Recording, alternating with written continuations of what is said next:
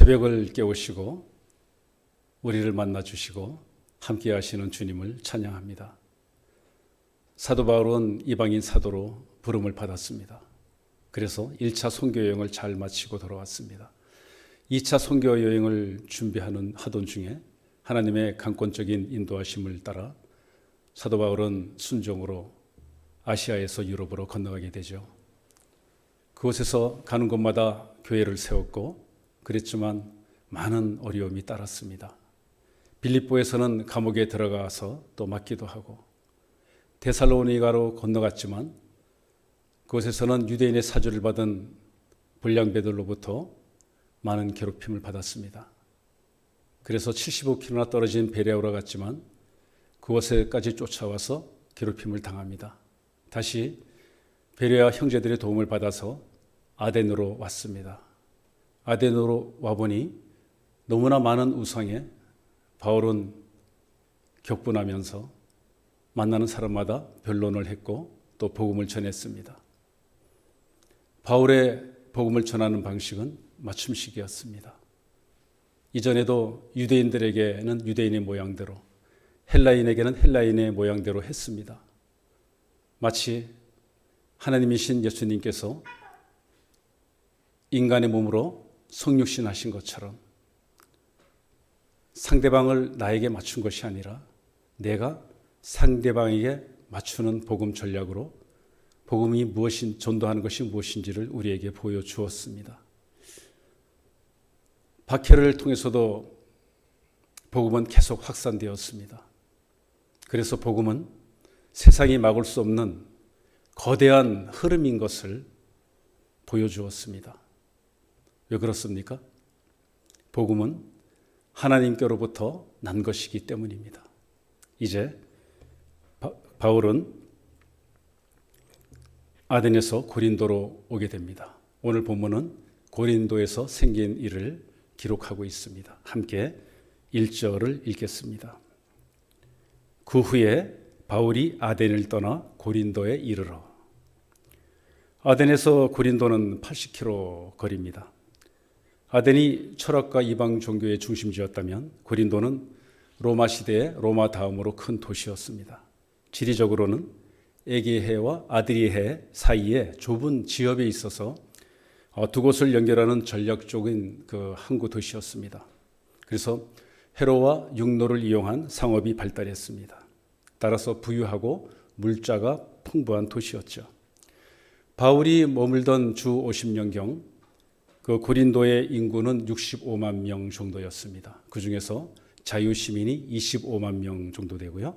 나머지 40만 명은 노예들이었다고 합니다. 아덴만큼은 아니어도 헬라 철학과 지혜에도 관심이 많았던 문화 중심지였습니다. 무엇보다도 고린도는 온갖 종교가 범람한 우상 숭배와 함께 종교와 결합된 음란의 도시였다는 점입니다. 신전이 적어도 12개 정도 있었는데요. 그 중에서 신전으로서는 수치스러웠던 신전, 그 사랑의 여신 아프로디테를 섬기는 신전이 있습니다. 이 아프로디테는 로마 신화명으로 비너스죠. 이 신전에는 1000명이 넘는 자칭 여사제들이 있었는데 성스러운 매춘부로 불리는 실제 창기들이 있었습니다. 또 다른 신전은 아폴로에게 봉헌되었는데요. 미소년들을 고용해서 참배하러 오는 남자와 여자들의 성적인 욕망을 치워주었던 것이었죠. 당시 이 고린도가 성적 타락과 부도덕이 너무 심해서 성적인 부정을 저지르다라는 이 단어로 헬라어 동사가 고린도 같다라는 이 동사가 쓰일 정도였다고 합니다. 철학자 플라톤이 한 매춘부를 언급하면서 고린도의 아가씨라고 표현하기도 할 만큼 매우 타락한 도시였죠. 사도 바울이 고린도에서 전도를 시작하였을 당시에 그는 너무나 낙심한 상태였습니다. 바울 자신이 그 심경을 고린도전서 2장 3절에서 밝히고 있는데요. 그 고린도전서 2장 3절에 이렇게 기록되어 있습니다. 내가 너희 가운데 거할 때 약하고 두려워하고 심히 떨었노라 라면서 정신적으로 영적으로 매우 탈진했음을 밝히고 있습니다. 그럴 만도 할 것 같습니다.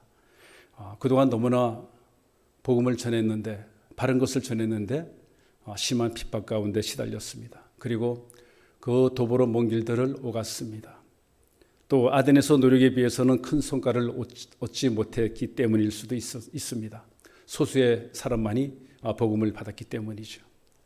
그런데 이제 더 큰 것은 또 계속 혼자 여행한 탓도 있을 거라는 추측도 있습니다.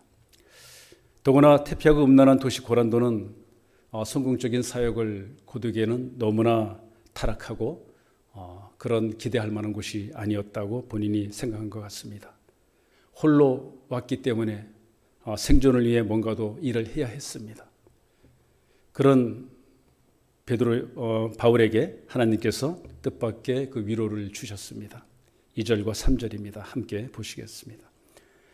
아굴라라 하는 본도에서 난 유대인 한 사람을 만나니 글라우디오가 모든 유대인을 명하여 로마에서 떠나라 한 거로 그가 그 안에 브리스길라와 함께 이달리아로부터 새로 온지라. 바울이 그들에게 가매 생업이 같으므로 함께 살며 일을 하니 그 생업은 천막을 만드는 것이더라. 바울은 고린도에 와서 평생의 힘이 될 동력자 이 부부를 만나게 됩니다. 천막을 만들어 파는 기술자 겸 사업가로 그리스도인인 그 브리스길라와 아굴라 부부를 만난 것이죠. 이 부부는 아마도 오순절 사건 때 예루살렘을 다녀왔던 사람들을 통해서 로마에서 복음을 받아들였을 것으로 추정하고 있습니다. 이 부부는 로마의 모든 유대인을 추방하라는 로마 황제 글라우디오 황제의 칙령으로 쫓겨난 사람들이었던 것이죠. 그래서 바울은 다행스럽게도 그 집에서 먹고 자고 하면서 바울도 천막 만드는 기술이 있었기 때문에 동업자도 되고 동력자도 되었던 것입니다. 당시 천막 사업은 고린도에서는 참 괜찮은 사업이었습니다. 여행자들이 많았고 또 천막을 이렇게 수요가 필요한 군인들도 많았기 때문에 수요가 많아서 먹고 살기에는 문제가 없게 되었습니다. 바울은 낙심하던 채 귀한 동력자를 만나면서 생업과 사역을 겸하게 되면서 또다시 자신의 삶 속에 임하는 하나님의 임재와 능력을 재확신하게 되었으리라 믿습니다. 바울은 이후로 사역하면서 때때로 천막을 만드는 일을 하게 되었는데요. 그 이유는 고린도에 머물면서 보니까 종교를 빙자해서 돈을 받고 가르치는 직업적인 손동가들, 거짓 교사들이 너무나 많은 것을 보았습니다. 그들과 구별될 필요가 있었기 때문에 또 복음 사역은 그것과 다르다는 점을 분명히 보여주어야 했기 때문에 텐트 메이커로 또 있었습니다. 브라스길라와 아굴라 부부의 입장에서 보면 고린도에서 바울을 만난 것은 뜻밖의 큰 축복이었습니다. 바울이 그들을 만나서 힘을 얻은 것처럼 이 부부도 바울을 만나서 힘을 얻게 된 것이죠. 이 부부는 사실 로마에서 잘 살던 사람들이었습니다. 그런데 황제 칙령에 의해서 모든 유대인이 축출당할 때 재산도 몰수되고 추방을 당했습니다. 그래서 장막 만드는 연장과 집만 챙겨서 고린도로 오게 된 것이죠. 쫓겨와서 정착한 도시를 보니 그들에게 고린도가 무엇이 좋았겠습니까? 어찌 보면 이 부부에게는 상처의 도시였던 것이죠. 그런데 사도 바울을 만난 것입니다. 바울과의 만남으로 이 부부의 삶은 송두리째 변화하게 됩니다. 바울을 만나서 당연히 복음을 들었을 것입니다. 오랫동안 사도 바울과 고린도에서 함께 동역하고 지내면서 가까이에서 하나님의 말씀을 양육받았을 것입니다. 사도 바울의 그 풍부한 영적 지혜를 공급받았을 것입니다. 그래서 부활하신 예수님을 알게 되었고 복음을 위해서 헌신할 수 있었던 것이죠. 로마에서 쫓겨났다고 생각했는데 아니었습니다. 고린도에 오기를 참 잘한 것이었습니다. 사람의 생각, 사람의 감정, 또 내 눈에 보이는 상황만으로 판단하면 고린도는 이 바울과 부부에게는 다 불행한 도시였을 것입니다. 그런데 하나님의 관점으로 해석하고 보니까 고린도는 사도 바울에게도 이 부부에게도 정말 은혜의 도시가 된 것이죠. 오히려 고린도를 도전의 땅으로 또 위대한 사역의 기회의 땅으로 보았습니다. 내가 누구를 만나느냐가 참으로 중요한 것 같습니다. 사도 바울은 이 부부를 만나고 전도할 힘을 얻었죠. 이 부부는 바울을 통해서 복음을 위해 헌신할 수 있는 은혜를 받았습니다. 저는 부활 주님을 통해 하나님께서 귀하게 쓰시는 목사님과 여러분을 만난 것이 제 일생의 축복이며 감사입니다. 여러분도 그럴 것이라고 믿습니다.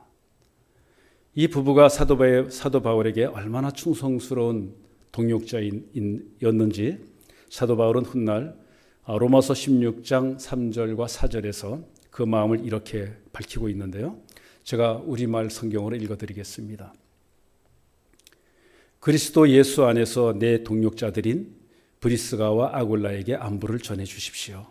그들은 생명의 위협을 무릅쓰고 내 생명을 구해 주었습니다.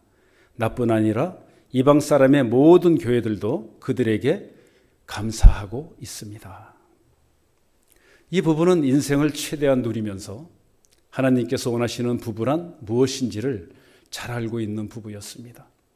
이 부부는 결혼 생활과 사역에서 항상 함께 했습니다. 서로를 보완해주고 서로의 부족을 메워주고 서로의 장점을 활용하면서 부부로서 주님 보시기에 참 좋은 성공적인 팀워크를 보여준 것이죠.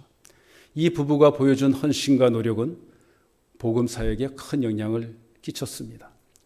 하나님께서 축복하시는 결혼, 배우자와 함께하는 사역이 얼마나 큰 축복이며 하나님이 기뻐하시는 것인지 성경은 말씀하고 있는 것입니다. 우리는 서로가 어려운 상황에 직면했을 때 사도 바울과 브라스길라 아굴라 부부의 만남을 보면서 우리가 마주치는 그 어떤 일도 함부로 속단해선 안 됨을 봅니다. 모든 상황은 기도 중에 판단해야 함을 다시금 깨닫는 이 시간입니다. 바울에게 있어 주된 관심사는 늘 무엇이었습니까? 24시간 언제나 주되심의 복음을 전하는 일이었습니다. 4절입니다. 안식일마다 바울이 회당에서 강론하고 유대인과 헬라인을 권면하니라. 바울은 관례대로 안식일마다 회당을 찾았습니다. 그리고 강론했습니다. 유대인들과 유대교로 개종한 헬라인들에게 말씀을 전했습니다. 바울의 고린도 사역은 디모데와 실라가 도착한 전과 후로 구분되어지는 것 같습니다. 이 바울과 실라가 도착하면서 디모데와 실라가 도착하면서 바울은 생업보다 본격적으로 하나님의 말씀을 전하는 일에 전념하게 되죠. 5절입니다. 실라와 디모데가 마게도냐로부터 내려오매 바울이 하나님의 말씀에 붙잡혀 유대인들에게는 예수는 그리스도라 밝히 증언하니. 이 실라와 디모데가 합류하면서 바울은 전도할 힘을 얻게 됩니다. 그냥 곁에만 있어도 힘이 되는 아들 같은 충성스러운 파트너들이죠. 더해서 기쁜 소식도 갖고 왔습니다. 마게도냐 신자들로부터 재정적 후원과 함께 그들이 성장하며 섬기며 인내하며 잘 지낸다는 그런 기쁜 소식을 전해받으면서 양을 돌보는 목회자 입장에서 바울은 더욱 힘을 얻게 되었습니다. 데살로니가전서 3장 6절에서 8절을 제가 우리말 성경으로 그때 그 바울의 심경이 나타난 것인데 제가 읽어드리겠습니다. 그러나 지금은 디모데가 여러분에게서 돌아와 여러분의 믿음과 사랑에 대해 기쁜 소식을 우리에게 전하고 또 여러분이 우리에 대해 항상 좋은 기억을 갖고 있고 우리가 여러분을 보고 싶어 하듯이 여러분도 우리를 간절히 보고 싶어 한다고 전했습니다. 그러므로 형제들이여 우리가 모든 궁핍과 환난 가운데 여러분의 믿음으로 인해 위로를 받았습니다. 여러분이 주 안에서 굳게 서 있다니 우리가 이제 살 것 같습니다. 목양을 하는 바울도 또 함께하는 교회도 서로에게 얼마나 큰 위로와 기쁨이 되었을까요? 다시 5절 중반에 보시면 바울이 하나님의 말씀에 붙잡혀 라고 이렇게 기록되어 있는데요. 이 의미는 마치 이 바울의 몸에서 복음이 뿜어져 나오는 것 같은 복음으로만 충만한 상태를 말합니다. 그렇게 무엇보다도 우선해서 복음을 힘차게 바울은 전했습니다. 사도 바울은 돈과 성공과 자기 삶에 붙잡힌 것이 아니라 항상 말씀에 붙잡힌 사람이었습니다. 바울이 전한 그 복음의 방법은 말씀을 강론하여 증언하는 것이었죠. 그 복음의 선포의 내용은 무엇이었습니까? 언제나 예수가 바로 메시아 그리스도임을, 즉 예수 그리스도의 그 죽으심과 부활을 선포했습니다. 저와 여러분도 바울처럼 말씀에 붙잡힌 사람 되기를 소망합니다. 바울은 이방인의 사도로 부름 받았죠. 그런데 늘 보면 먼저 복음을 간절히 전하는 그 대상은 항상 유대인이었습니다.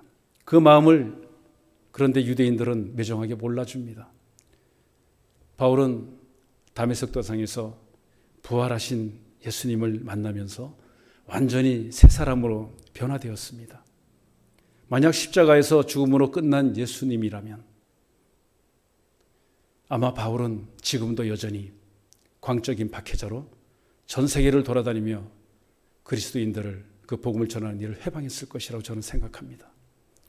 부활하시고 승천하신 주님이, 하늘로 올라가신 그 주님이 예수님 인간이 아니라 하나님이었음을 보면서 예수님이 하신 말씀이 하나님 말씀이며 성경대로 이루어진 성경 말씀이 하나님이 말씀하셨기 때문에 진리임을 굳게 믿었기 때문에 바울은 죽음을 각오하고 전하는 것이었고, 이를 깨닫지 못하는 동족들에게 항상 먼저 간 것이라고 생각합니다. 그렇게 복음을 전하는데 오히려 회방하니 얼마나 속상하겠습니까? 정작 복음을 받아야 할 같은 동포인 선민 백성들은 애타게도 믿지를 않습니다. 더구나 유대인들을 위해서 복음을 전하는 곳마다 바울은 심하게 배척을 받고, 이 고린도에서도 결국 예외는 아니었습니다. 함께 6절 보시겠습니다. 그들이 대적하여 비방하거늘 바울이 옷을 털면서 이르되 너희 피가 너희 머리로 돌아갈 것이요 나는 깨끗하니라. 이후에는 이방인에게로 가리라 하고, 유대인 회당을 찾아가 담대히 예수를 전했지만 또다시 돌아오는 것은 대적과 비방뿐입니다. 더 이상 참지 못할 정도가 되었던 것 같습니다. 바울도 우리와 같은 성정을 가진 사람 아닙니까?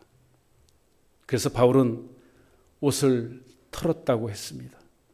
이 의미는 회당의 먼지조차도 자신과는 아무런 상관이 없다. 바울의 생각을 단적으로 보여주는 극적인 몸짓의 표현입니다.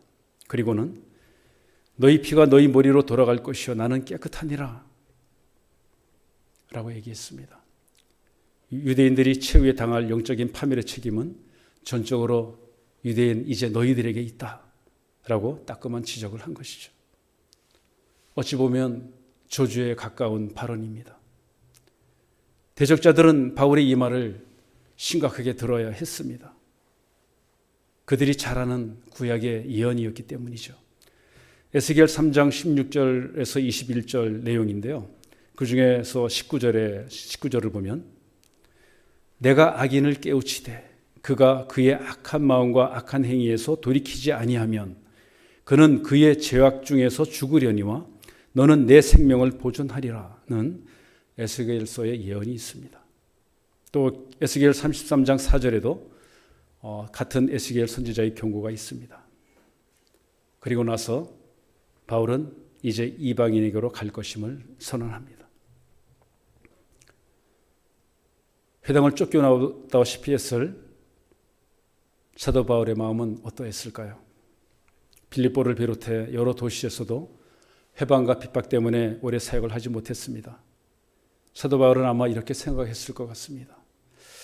이제는 또 고린도에서도 떠나야 하나 보다. 다시 어디로 가지? 내가 지금 하나님의 정확한 인도를 받고는 있는 것인가? 하나님이 도와주시고 계셨지만 그것은 아주 작게 여겨졌고 몸도 많이 힘들고 부딪힘이 많으니 다 어렵게만 보였던 것 같습니다.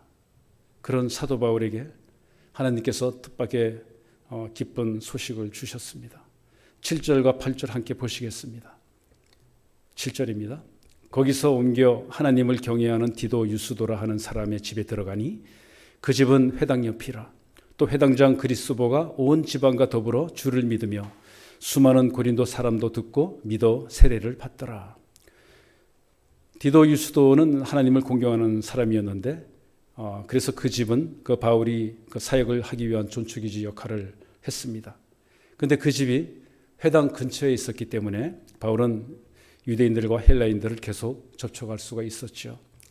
바울이 회당에서 배척당해 쫓겨났는데 회당을 관리하고 그 회당의 모든 행사를 총괄하는 회당장 그리스보가 예수를 믿게 된 것입니다. 8절에 보니까 그것도 고넬료처럼 온 집안이 예수를 믿었습니다. 더구나 회당장 때문에 생각지 못했던 수많은 고린도 사람들도 듣고 믿어 세례를 받았다는 사실입니다. 구원받은 한 사람의 선한 영향력을 우리는 봅니다. 8절 하반에는 어떻게 전도해서 영접하게 되었는지 그 원리 세 단계가 나오는 것 같습니다. 먼저 말씀을 듣게 해야 한다. 그리고 다음에는 구원에 대한 확신을 위해서 양육을 받아야 한다. 또 세 번째는 그리스도의 몸과 연합하여 몸된 교회가 함께 이뤄가는 세례를 받는 것입니다. 이 해당장 그리스도가 세례를 받은 일 이후에도 사도 바울은 여전히 몸과 마음이 또 정신적으로 회복되지 못했던 것 같습니다. 이전과는 다르게 굉장한 갈등과 고민으로 흔들리고 있는 그 바울의 모습을 보시고 다시 주님께서 다가오십니다. 9절 10절 함께 보시겠습니다. 주께서 환상 가운데 바울에게 말씀하시되 두려워하지 말고 침묵하지 말고 말하라. 내가 너와 함께 있음에 어떤 사람도 너를 대적하여 해롭게 할 자가 없을 것이니 이는 성중에 내 백성이 많음이라 하시더라. 이 말씀을 받고 사도 바울은 너무나 감격했습니다. 주님께서 5가지 말씀을 주셨습니다. 첫 번째는 먼저 두려워하지 말라고 하십니다. 아마 바울에게 있어서 전도와 선교의 최대의 적은 또다시 다가올지 모르는 의심 가운데 오는 두려움이었을 것입니다. 사람이 두려움이 한번 사로잡히면 불안과 공포감으로 발전되죠. 그 두려움은 육체적으로도 또 정신적으로 피폐할 때, 또 위기가 찾아오거나 예상될 때도 두려움이 찾아옵니다. 심하면 산다는 것 자체가 두려워서 극단적인 선택을 하는 분도 가끔 있습니다. 이 두려움 뒤에도 결국 사탄의 역사가 있는 것이죠. 두려워함은 일시적일지라도 하나님을 의식하지 않는, 또 의지하지 않는 상태입니다. 그래서 요한복음 14장 1절에 보면 너희는 마음에 근심하지 말라. 하나님을 믿으니 또 나를 믿으라 하셨습니다. 그렇습니다. 하나님을 믿으면 하나님이 책임져 주십니다. 그래서 두려움과 근심과 걱정은 사라지는 것입니다. 모든 염려를 하나님께 맡기라 하였습니다. 주님께서 두려워하지 말라고 하십니다. 두 번째로 침묵하지 말고 전하라 하셨습니다. 복음의 특성은 전하는 것입니다. 외치는 것입니다. 담대히 말하는 것입니다. 왜 그렇습니까? 기쁜 소식이기 때문입니다. 생명을 살리는 것이기 때문입니다. 세 번째로 주님은 내와 너와 함께 있겠다라고 하셨습니다. 신실하신 그분께서 말씀하셨습니다. 우리에게 힘주시는 유명한 말씀이죠. 이사야 41장 10절 함께 읽겠습니다. 아시는 분은 소리내어 암송하셔도 좋겠습니다. 두려워 말라 내가 너와 함께 함이라. 놀라지 말라 나는 내 하나님이 됨이라. 내가 너를 굳세게 하리라. 참으로 너를 도와주리라. 참으로 나의 의로운 오른손으로 너를 붙들리라. 아멘. 네 번째로 주님께서는 어떤 사람도 너를 대적하여 해롭게 할 자가 없을 것이다 라고 하셨습니다. 시편 23편 4절에서 다윗은 이렇게 말합니다. 내가 사망의 음침한 골짜기로 다닐지라도 해를 두려워하지 않을 것은 주께서 나와 함께 하심이라. 주의 지팡이와 막대기가 나를 안위하시나이다. 아멘. 그러면서 마지막으로 이 성중에 내 백성이 많음이라 하셨습니다. 왜 하나님께서 사도 바울을 고린도에 1년 6개월 동안 장기 체류시켰을까요? 주신 말씀처럼 내 백성이 거기 있기 때문입니다. 폐역하고 음란한 도시에서 내 백성을 찾고 지키고 살피라는 것입니다. 동일하게 우리에게도 이 성남에 내 백성이 많다, 이 땅에 내 백성이 있다 라고 말씀하시는 것 같습니다. 사도 바울은 말씀을 받고 완전히 회복되었습니다. 고린도에서 전도해야 할 이유를 분명히 찾았습니다. 그리고 힘을 얻었습니다. 고린도에 구원받을 사람이 많다는 말씀에도 큰 힘을 얻었겠지만 무엇보다도 내가 너와 함께 하시겠다는 그 주님의 말씀에 더욱 힘을 얻었을 것입니다. 그래서 11절에서처럼 사도 바울은 1년 6개월 동안 고린도에 머물면서 사역을 할 수 있었습니다. 복음을 전할 사람들이 많이 있었기 때문입니다. 엄청난 복음의 열매가 맺어졌습니다. 만약에 초기의 어려움 때문에 낙심했다면 고린도 사역은 실패로 끝났을 것입니다. 고린도는 도덕적으로 심히 부패한 도시였습니다. 그래서 아덴보다 전도하기 어려운 곳이었습니다. 아덴에서는 핍박은 없었지만 고린도 지역에서는 핍박이 있었습니다. 그럼에도 불구하고 아덴에서는 장기 사역을 못했지만 고린도에서는 장기 사역을 할 수 있었습니다. 가장 큰 이유는 무엇이었습니까? 사도 바울이 기도 중에 함께 동행하시는 주님의 지시를 받고 순종했기 때문입니다. 고린도에서는 더 이상 좌절하지 않고 눈에 보이는 것에 굴복하지 않고 끝까지 거기서 말씀을 전했습니다. 주님의 말씀대로 순종한 18개월 동안에 바울을 하나님께서 도우셔서 고린도에 큰 교회가 세워지게 하시고 바울은 그 기간 동안에 아까 문안편지 보신 것처럼 데살로니가 신자들에게 서신 2통을 써서 보냅니다. 그 서신이 바로 데살로니가 전서 후서입니다. 말씀을 정리합니다.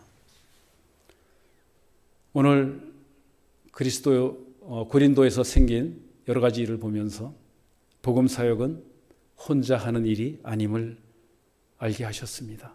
사도 바울은 혼자 사역할 때 영역적으로 참 힘들었습니다. 주님도 제자를 둘씩 짝지어 보내셨죠. 브리스길라 아굴라 부부와 같이 텐트 메이커로 생업에 종사하면서도 헌신된 평신도 사역자를 보내주셨습니다. 바울은 직업을 위해서 복음 사역을 한 것이 아니라 복음 사역을 위해서 직업을 활용했습니다.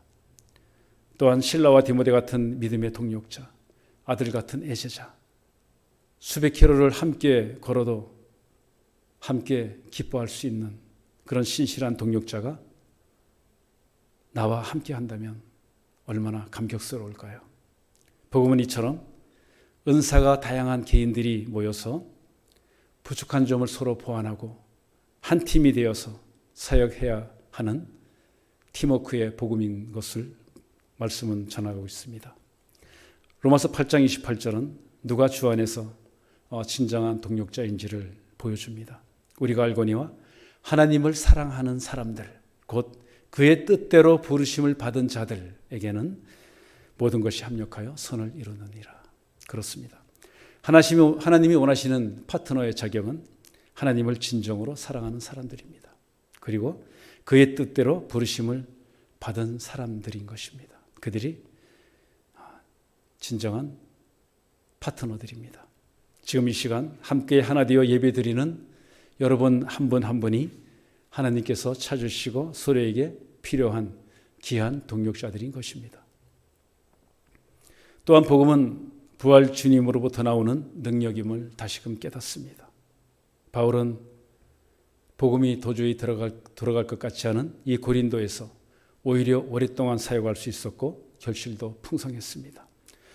인간적으로 바라볼 때 너무나 토독하고 음란한 도시였기 때문에 불가능하다고 여겼던 이곳. 그런데 불가능을 가능케 하시는 하나님의 일하심을 바울은 목도했습니다. 사도 바울처럼 어려운 상황에 맞닥뜨릴 때, 탈진할 때, 내 생각과 내 관점으로 좌절하면서 낙심과 두려움에 빠질 때 우리는 세상적인 관점이 아니라 나의 관점이 아니라 하나님의 관점으로 먼저 기도하면서 매 순간마다 주님을 바라보기를 소망합니다. 부활 주님이 나를 만나주시고 다시 세우시고 힘주실 것이기 때문입니다. 사도 바울처럼 주시는 말씀에 우리가 순종으로 반응할 때 고린도에서처럼 반전의 승리를 경험케 하시는 하나님을 만나게 될 것입니다. 저와 여러분이 그렇게 되기를 소망합니다. 바울과 함께 하신 그 부활주님이 언제나 나와 함께 하시고 지금 내 안에 계시고 또 나의 주인 되어 주시니 참 감사합니다. 그 부활주님을 날마다 실감하는 여러분이 되시길 소망합니다.